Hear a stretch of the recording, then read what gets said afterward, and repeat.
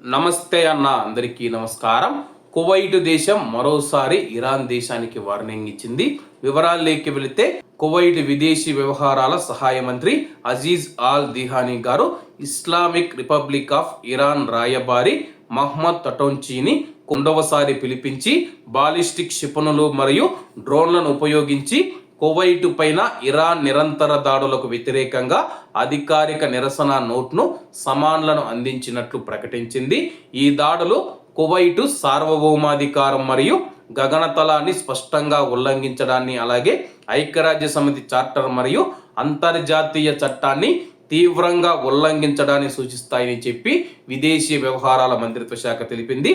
Kuwait భూభాగం మరియు గగనతలం పైన ఇరాన్ ప్రారంభించిన అన్ని దాడులను ముఖ్యమైన కీలకమైన ప్రజల యొక్క సౌకర్యాలు మరియు మౌలిక సదుపాయాలు లక్ష్యం చేసుకొని చేస్తూ ఉన్న దాడులను కువైట్ తీవ్రంగా ఖండిస్తున్నట్లు మరియు దృఢంగా తిరస్కరించడానికి ఆల్ దిహానీ గారు ఒక ప్రకటనలో పునరుద్ఘాటించారు.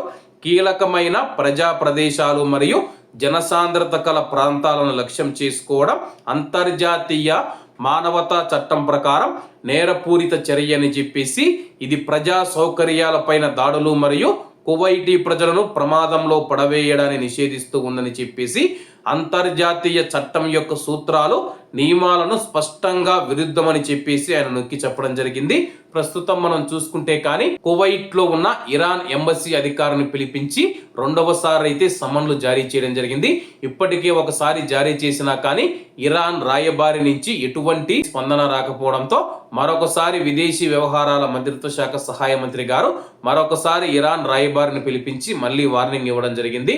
వెంటనే ఈ దాడులు ఆపివేయాలని చెప్పేసి కువైట్ ప్రజల మీద, అలాగే కువైట్ దేశం మీద దాడులు చేస్తూ ఉన్నారు. ఈ దాడులు వెంటనే ఆపివేయాలని చెప్పేసి సమన్లు జారీ చేయడం జరిగింది. మరి ఇరాన్ దేశం ఏ విధంగా స్పందిస్తుందో వేచి చూడాల్సి ఉంది. కాబట్టి అందరూ బాగుండాలి, అందులో మనం ఉండాలి. అందరికీ నమస్తే అన్న, జై హింద్.